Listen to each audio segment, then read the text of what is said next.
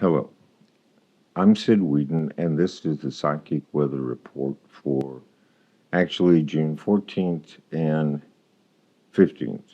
Um, I really wanted to do this last night, but being a news junkie, I was simply nervously exhausted from all the things that happened yesterday.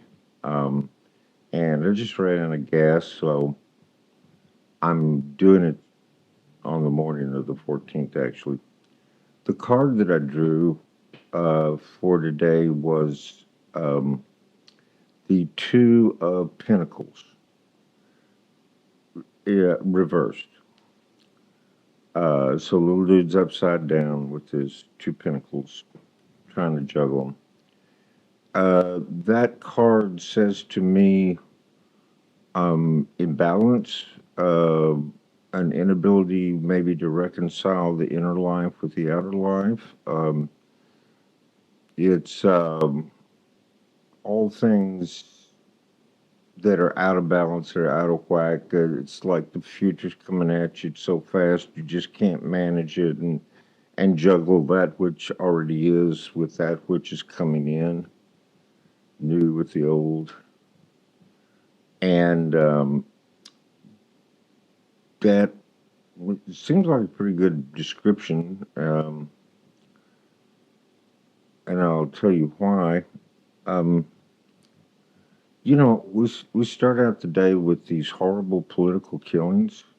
Some right wing Christian nationalist, anti abortion nutbag went to the homes of two Minnesota uh, state legislators um, and killed two people and grievously wounded two others. He killed Representative Melissa Hartman and her husband Mark. He killed Representative John Huffman and his wife Yvette. But that Huffman and his wife survived. They were shot real bad multiple times. Had to have surgery in the hospital and all that. I haven't heard how they're doing, but the uh, the the Hartmans both died. Uh, what's the point of that? What does that accomplish? Besides making your point of view look like a monster, do we, all of us liberals now, need to start carrying guns and wearing bulletproof vests to protect ourselves from disgruntled Republicans? I don't know. Um, but it's certainly wrong. It's certainly something seriously out of balance. Um, this is obvious. The shooter was obviously a man that's lost his way emotionally, and why don't we have any more acceptable ways to express our anger and our frustration besides picking up a gun and shooting somebody? I always have had them. When somebody pisses me off, I tell them, and that usually does it. Um, War broke out in the Middle East. The Israelis launched what they called a preemptive attack on Iran, and hit their uh, as many of their nuclear facilities as they could. They decapitated the Iranian military by targeting the top generals and commanders in the Iranian military. I mean, they knew where they lived and they put rockets down on them, killed them. And of course, Iran launched a salvo of their own, and then the Israelis fired back, and the Iranians fired back, and so they've been just tearing up each other's countries now. for at least 24 hours, and I have a feeling it's probably still going on. Uh, those kind of things, they don't untangle real well once they get started. And I've had so many people say, "Oh, well, they're going to start World War III if they're not careful." And my answer to that generally is, World War III has already started. You're looking at it. That's been brewing for years, and it's going to spread. I mean, we're going to get dragged into it. The Israelis are using our equipment. They're using our planes and our munitions to attack Iran. Okay, the Iranians are not going to take kindly to that because we pretty much rule the skies. They don't have anything to put up to stop uh, the American equipped Israeli Air Force. They don't even have a good anti missile system to protect their cities. I mean, so the Israelis can just bomb Iran with impunity. Um, and none of those people are forget and forgive kind of folks. It's always uh, about payback with them, it's always about revenge, retribution, just like Trump, never let anything go. No matter how much it costs, they prosecute their revenge. I don't think this is going to end well, if it ends at all, but it's not going to end well. Excuse me.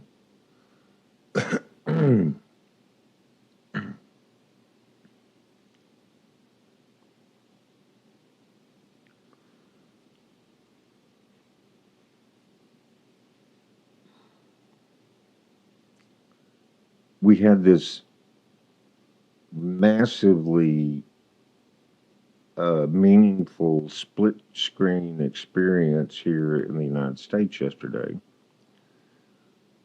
You had Trump sitting with Melania. I don't know how that woman sits up as straight and still as she does. I mean, her posture's always perfect. She never slumps. Sometimes you wonder if she's just a mannequin. And, is she even breathing? Somebody, put a mirror in front of her face. And Trump and Melania are sitting there in the rain watching this stupid parade for Trump's birthday that nobody wanted but Trump. Um, and it was fabulously expensive.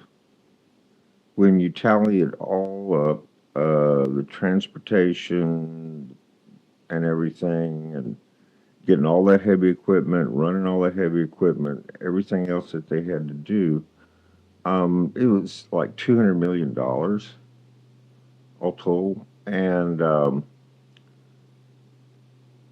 we've got a lot of problems in this country that 200 million could have done a lot of good for. Instead, it's just kind of blown on this stupid birthday party for Trump. Uh, it was supposed to be the Army's 250th uh, anniversary of its founding, and but Trump completely hijacked it and made it all about him. The crowd that showed up to see him was very, very light. His rallies were very poorly attended. Um, he gave the most canned wooden speech of his life. He did not get off of the teleprompter once. He actually delivered the speech that was on the teleprompter and quit, walked off. There was no cheering. There was no wild applause. Um, and a lot of the people that came out to see the parade had already left because the weather was awful. And, it was raining and all. Um, and tanks are interesting, the big old monstrous things. They're fun to look at for a while. But then, okay, you've seen it. I mean, one tank looks pretty much like the next one. And they went home. It was not a good day for Trump. In fact, the optics of the day yesterday for Trump were pretty terrible.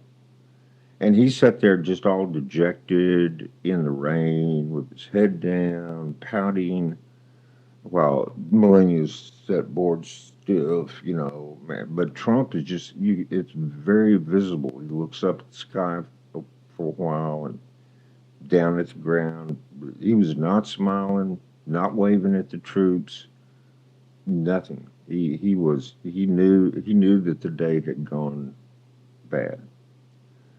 And the other side of the split screen is that yesterday in cities all over the world, not just the United States, but all over the world, thousands, maybe millions of people turned out for the No Kings demonstrations. Uh, could have been millions. It's hard to get a count on that. They were peaceful. I heard that there was a little bit of trouble, maybe in L.A., and there was a shooting at the peripheral of one, I think in Utah. But the protesters, all in all, were peaceful. They said their piece and then eventually went home. And of course, yeah, LAPD had to declare a curfew and ride the horses into the crowd at 4 o'clock in the afternoon to break everybody up and mess with each other and us and try to once again make a violent incident. They didn't really give it to them. They backed off. They were smart. They were peaceful. I don't know if you heard my podcast about don't fight with them, don't go take their bait, but apparently somebody was listening to me. And so we, the people, had a wonderful day, a uniting, empowering kind of day. And Donald Trump, knowing exactly who No Kings was about, it was about him, sat there dejected in the rain watching his 10 soldiers roll down the street with some tanks. Uh, Man, uh, Hollywood couldn't set up a better picture than that. Um, that's everything out of balance. That's Trump out of balance. See, I think Trump has experienced a lot of rejection in his life, probably all of his life, because he's kind of a creepy person personally. He's even admitted that he doesn't actually have any friends. You never see Trump just hanging out with somebody, going fishing with somebody, or maybe it's golf. I don't know who he plays golf with, but uh, there's you don't see friends around Donald Trump. And I think it's because nobody really likes him. He's hard to be around because he's so self-centered. Because he's so insecure, he's always trying to make it about himself. He's always trying to regain that lost acceptance that he never got as a young person. And I think it informs his decision making, his temper, the way he behaves. I think that's perhaps at the root of why he seems to make so many bad decisions. Because what's happening in his head has got that they hate me, they don't like me, I'm not loved.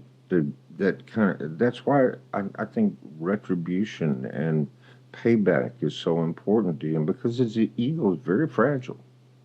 He's very, very insecure. And, you know, He's not a well-balanced personality.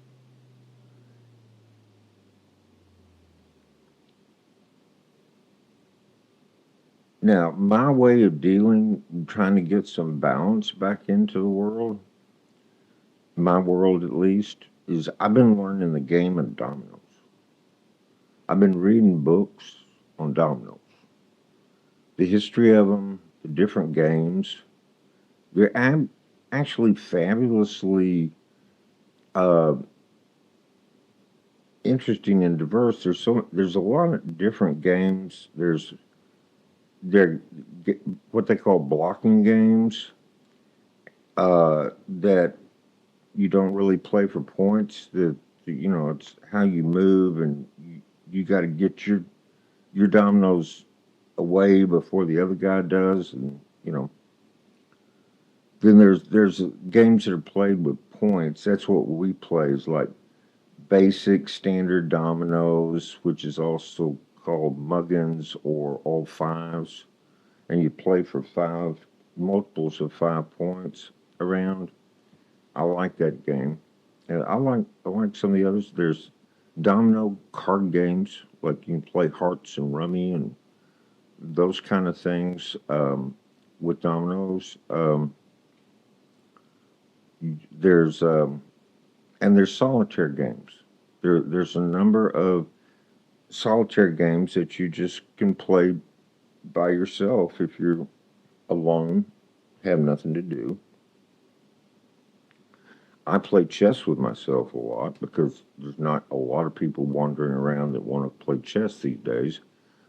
Um, and so, that playing solitaire dominoes, that kind of makes some sense to me. But anyhow, I was studying all that, trying to learn the rules. And to kind of, that was my way of balancing and getting some of that awful news and that heavy weight of dread and anxiety off of me. You got to do those kind of things. You have to find ways to restore the balance emotionally, economically, politically.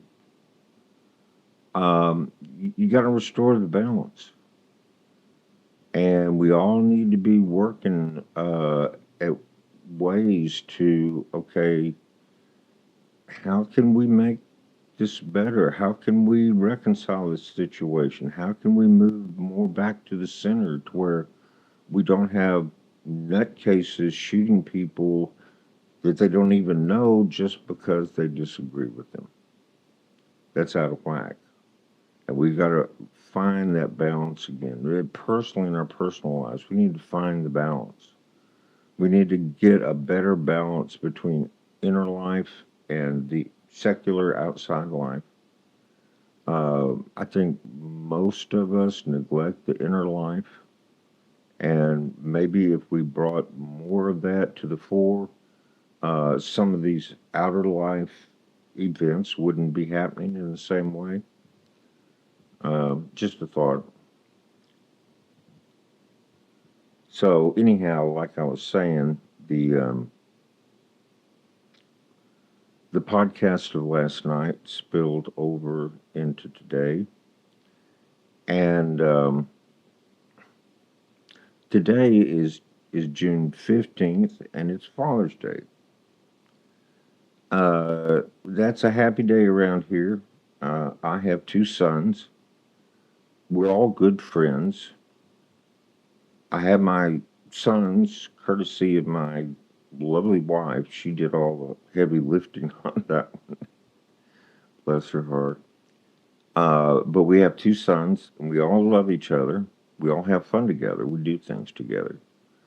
Um, and both of my sons now are in their later 30s, Alex and Daniel. Wonderful people.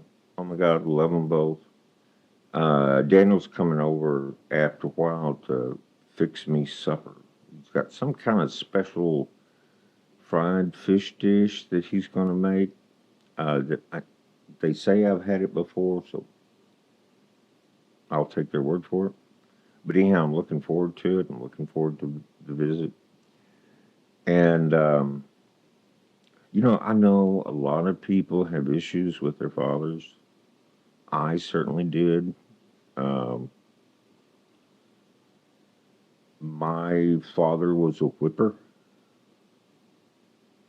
I got whipped so many times for just the most minute little infractions of the rules when I was a kid. And I mean, my father, when he whipped me, he used a belt, a leather belt, and he put his arm into it. He was a good sized man. He was a World War II veteran, Navy. Uh, he could swing that damn belt. And I mean, it would just get me dancing, trying to get away from it. Uh, he didn't stop, honestly, until I was so big. I think, like 17 years old, that he decided to give me a whipping. And I didn't move. I didn't make a sound.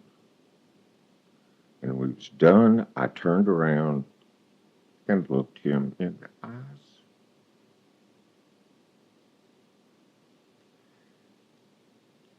And in that moment, I think he saw something. Now, I don't know if he saw that this was wrong, or if he saw that, hey, this kid's big enough to kill me now, uh, or beat me within an inch of my life. I don't know what he saw when he looked in my eyes.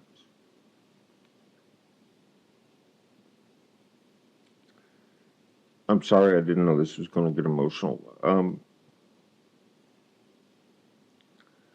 He was a good man.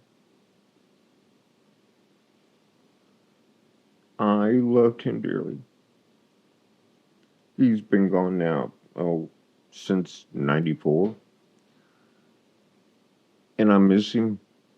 I miss him terribly, but there were issues. There were issues. Yeah, as you can see, there's some of them I'm still working on. You may have that too. I just wish and hope that you can come to some peace and reconciliation. Recognize that your folks are human beings.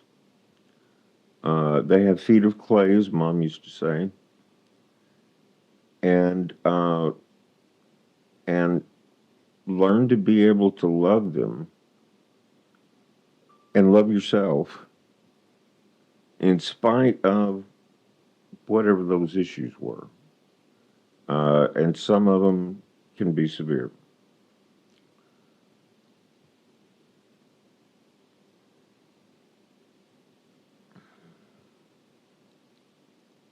So, anyhow, our Father's Day is going to be a good one. I don't whip my boys, period. I switched them a couple of times when they were little and just being punks and not paying attention to me. Yes, a couple of times. But I didn't spend their young lives whipping or punishing them or in other ways expressing my own temper onto them, projecting stuff. And so we're going to have a nice Father's Day. And that's what I would hope for the rest of you fathers. I hope for the rest of you children that you can come to that kind of peace and reconciliation. Um, because if for no other reason for yourself, even if you say, hey, Dad was just a jerk, I cannot love him, period, the end. You got to come to some kind of reconciliation for your own self, for your own psychology, for the way you feel about yourself. That's critically important. And I guess it's a little bit different in everyone's life how they get there. But I hope, my hope for you is that you can get there either with your children or with your folks.